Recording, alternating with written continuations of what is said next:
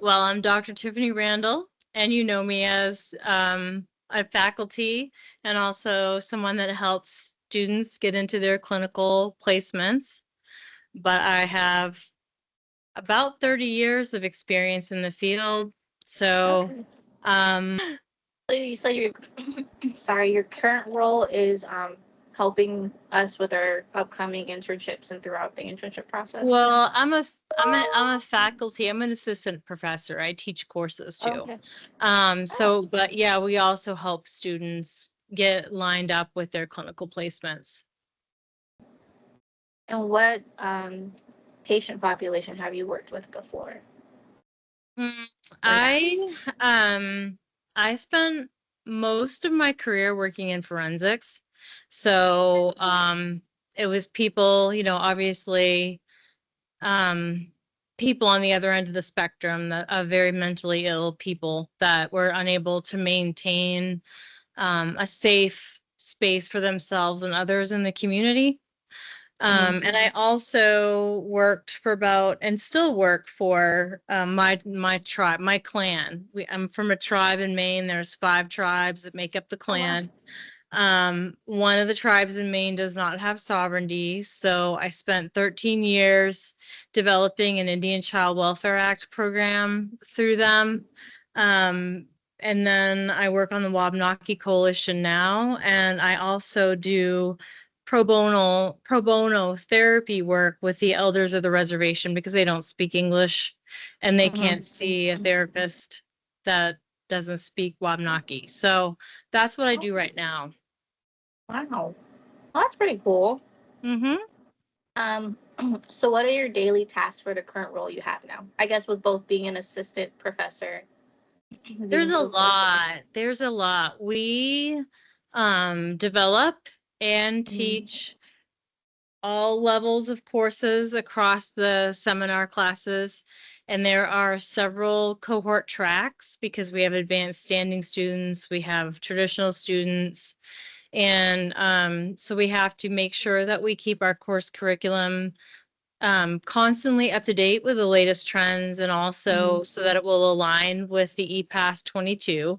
And that's Mhm. important because you have to have the CSWE accreditation for your Mhm. college so that your students can get their clinical licenses when they graduate. So we keep track of that. We make sure that all of our courses remain updated. And, we do supervision for students that don't have a supervisor that's available for them at their placement. So a lot of students have these excellent learning opportunities, but there may not be a qualified MSW supervisor available. So we do supervision for students also. Trying to think, 'cause I know I'm going to forget something. We work with agencies Mhm. on keeping them updated. And we also put together and facilitate training for faculty, students, all that. So it's a lot. Have you ever encountered like any issues with either the intern or the placement itself? Always.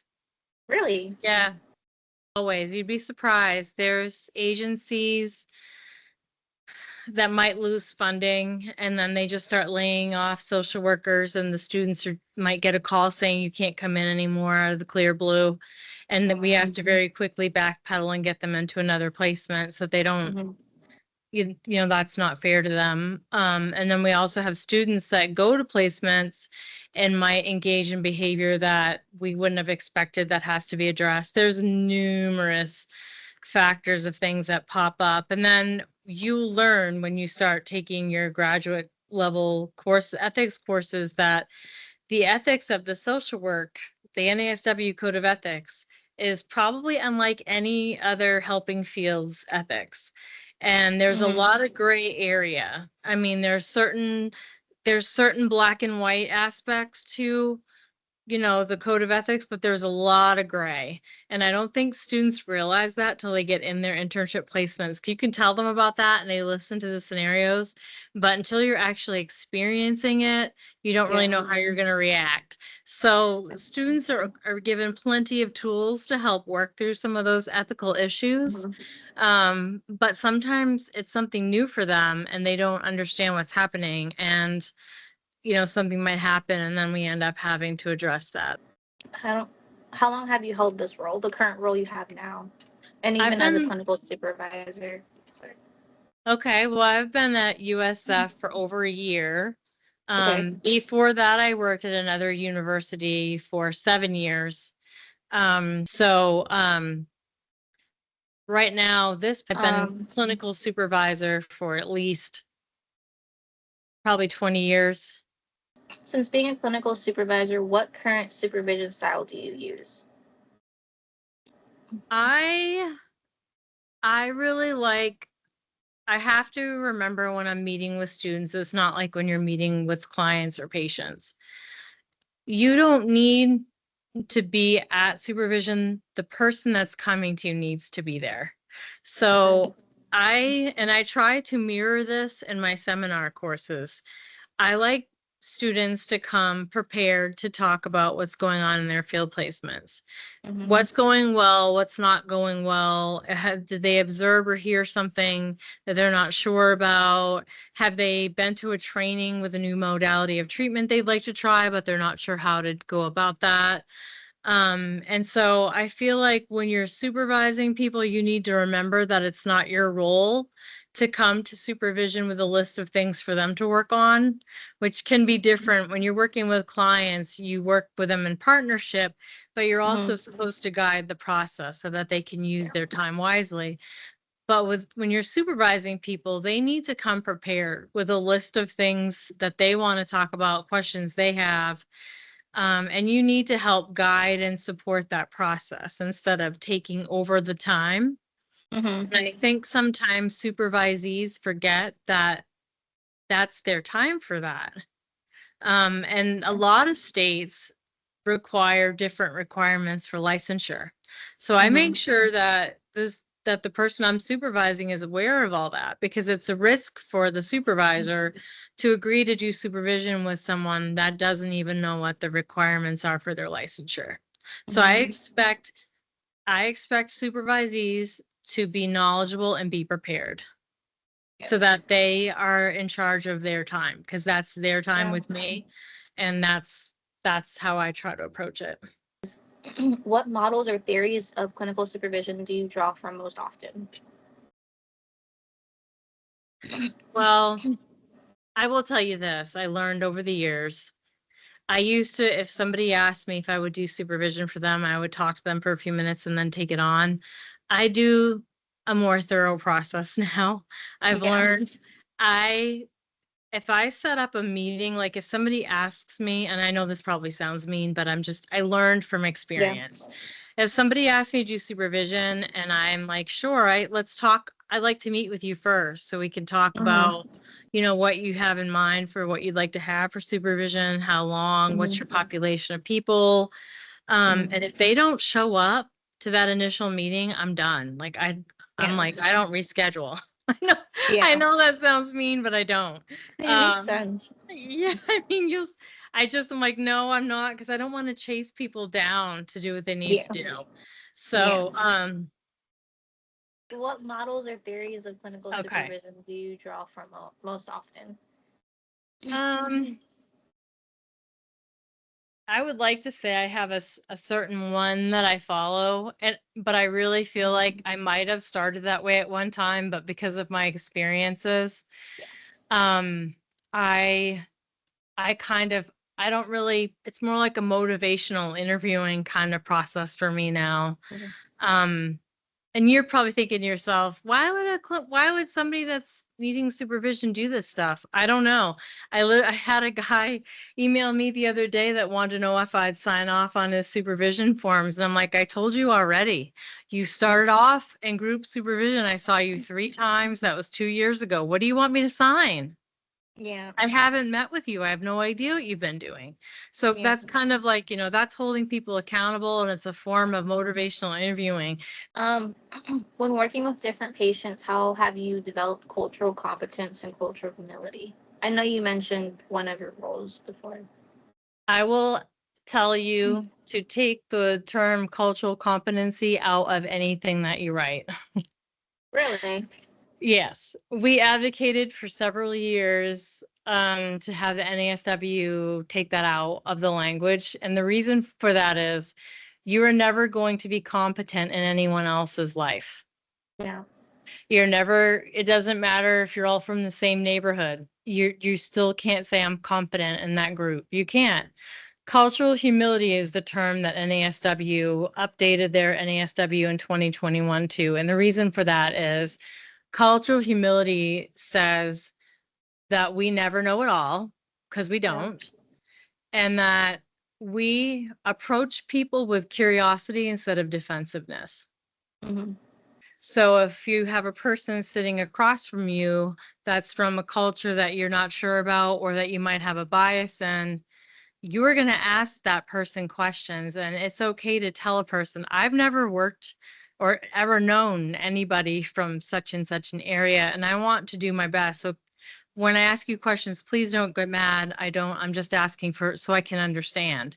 And Yeah. and that's humility. That is how you show humility. Yeah. And it's not just culture, it can be anyone. It's, Yeah. so they did change it to cultural humility, and I really encourage students to use that instead of competency. Even if you worked with, let's say you worked with people that you were at the VA and you were working with veterans who needed grief support. Mm-hmm. And let's say you were a veteran yourself that had lost someone at war. Mm-hmm. You can't look in that room and tell them, I know how you feel. No, you Yeah. don't. Yep. Everybody experiences a loss differently. So it's Mm-hmm. all about every person that you work with, you need to approach them as they are the experts in their life and their experience. So That's I'm true. glad you're onto that, because that's where we need to be. Yeah. um, how do you build rapport with people you're supervising? I think the key to that is, like I told you, if you ever are in that position, is meeting with them before you agree to sign the contract to Yeah. see what kind of person. If you meet with a social worker and you can tell by the way they talk that they don't get it, or that they may be at a high risk, Mm-hmm. of getting into some sort of administrative trouble or whatever, you can say, it was nice to meet you. I'm not going to be able to take you on. Good luck in your endeavors, and just leave it at that. If you meet with someone and you can see eye to eye and you can tell they're open to feedback as you are open to feedback, because I learn just as much from everybody I work with, students included, as I do in my own career, my day-to-day career. So if you can get somebody in front of you that has that, like you and I are having our little chat, and we're like, Mm-hmm. oh yeah, I get what you're saying. Mm-hmm. If you feel good about that, that's how you're building that rapport. And Yeah. then there's a contract that people have to fill out that they get from whatever governing state they're Mm-hmm. in, and it tells like what's your plan for getting your supervision. That whole process of working through that together is very similar to working through a treatment plan with someone. Like, let's do this. What do you think about this? And that really gives you that opportunity to build that rapport with them. And also Mm-hmm. your willingness to share resources, to be there for them when they're in a bind. Um, and them knowing that you are approaching them with that unconditional positive regard and with some resources they can use is really good at building rapport. It's a great way to do it. Okay. So with the initial meeting you have with them, is that how you start to build trust with them throughout their internship? Yeah, yeah. Um, just meeting with people and letting them, I'm very honest. I'm so transparent. It's not funny. Okay. Some people don't like that, but that is how I roll, because I don't want people to think that's that I have different versions of myself. I don't. What you see is what you Mm-hmm. get. So Yeah. if you don't think if you don't think I'm going to be able to help you through this process, Mm-hmm. I don't, I don't, that's honesty is key. I'm telling you. Yeah, that makes sense. Especially in this field, makes Mm-hmm. sense. Mm-hmm. Um, how do you address parallel process or isomorphism when you notice it happening in supervision? I think because I have been doing this for so long that Mm-hmm. it's become second nature to me. It's kind of like I told you. When I'm working with students or with a client, I have more structure that I expect. Okay, students have a syllabus Mm-hmm. and they know what's coming, and the syllabus is Yeah. kind of like an informal contract between me and the student. You know what Mm-hmm. I'm going to do because I put in the syllabus what you can expect of me, and you Yeah. see what I expect of you. So it's more of a, we're going to do these things. This is what we're doing. Clients, it's the same way. They have a treatment plan, they meet with you, they're working on their treatment goals.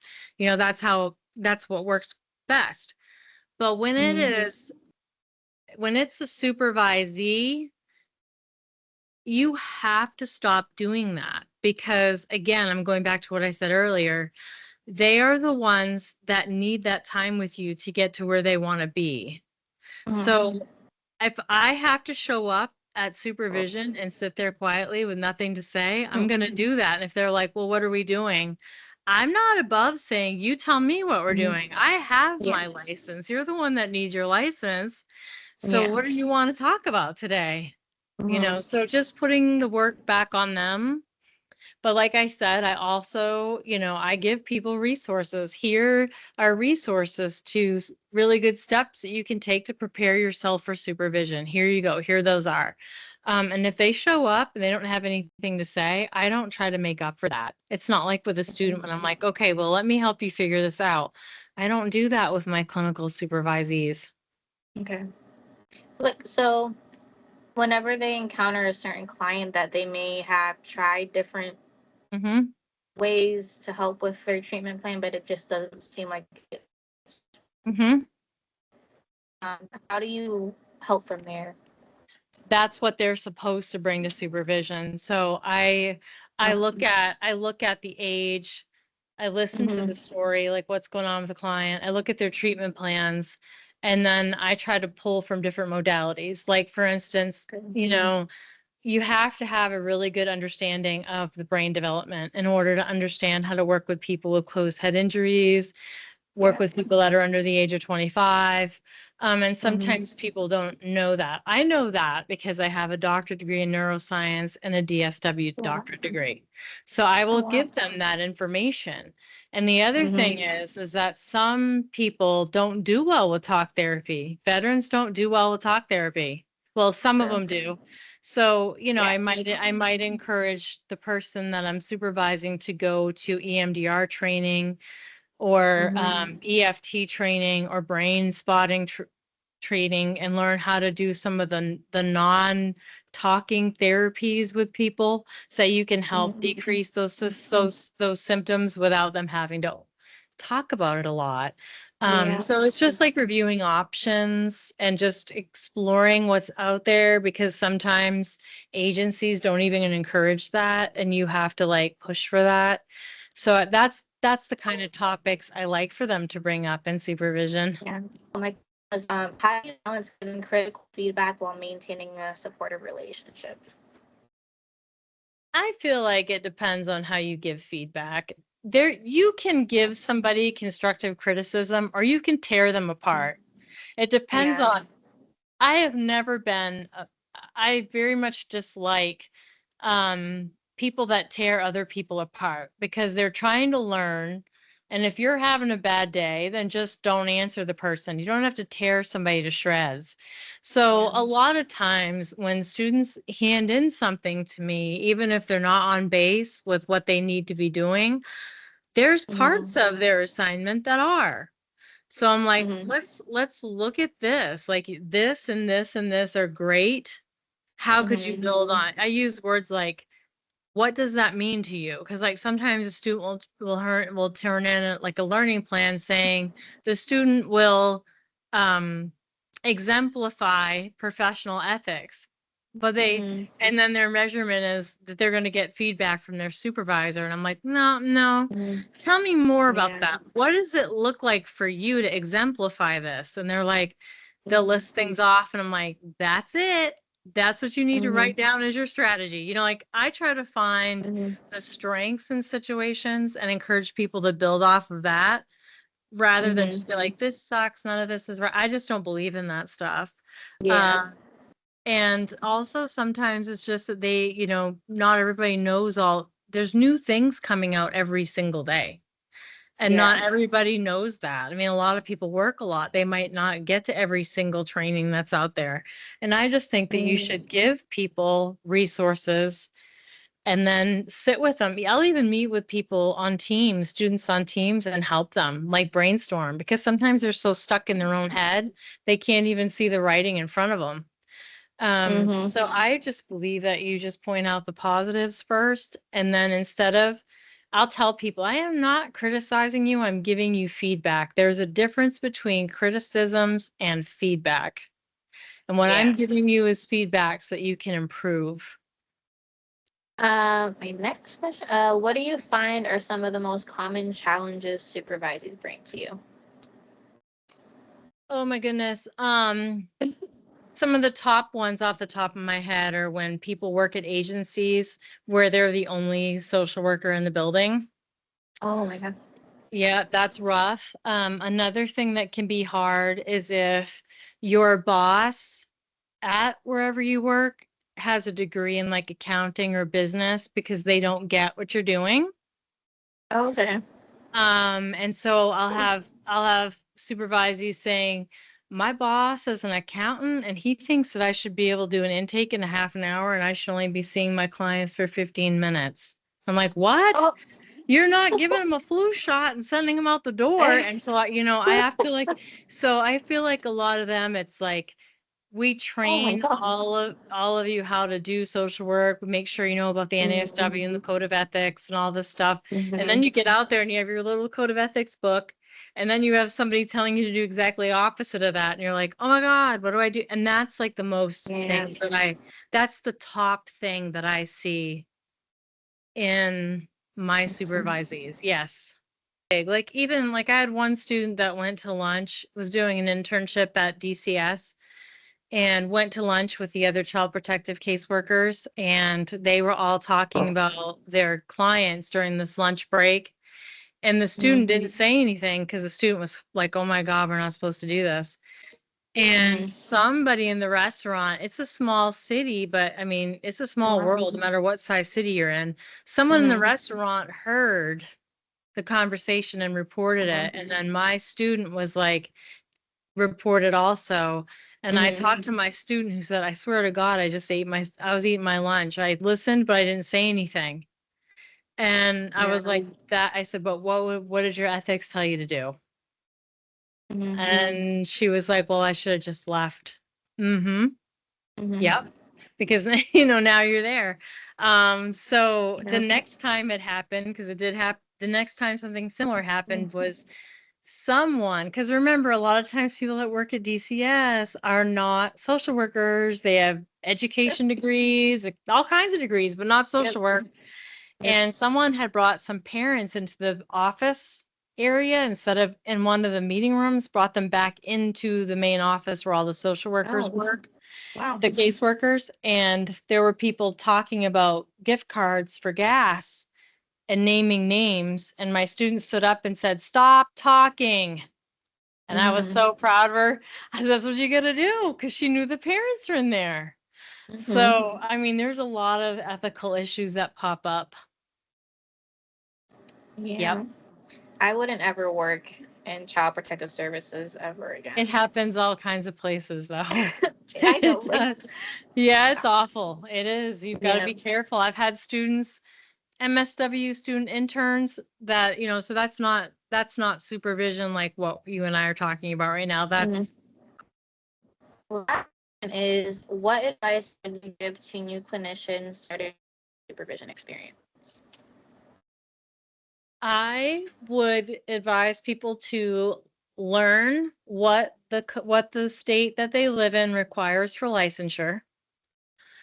I also recommend to students to get an NASW membership while they can, because when you're a student, NASW memberships are cheap because it offers you free training. It offers you advice on attending your supervision sessions.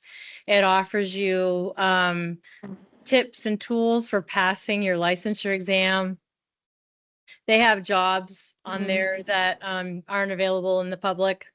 And it gives you a chance to see what people are doing for micro, meso, and macro practice, which you are going to need to do in your internship days. So, and then when you do get supervision, go to supervision prepared with what you want to talk about for your time there. Okay.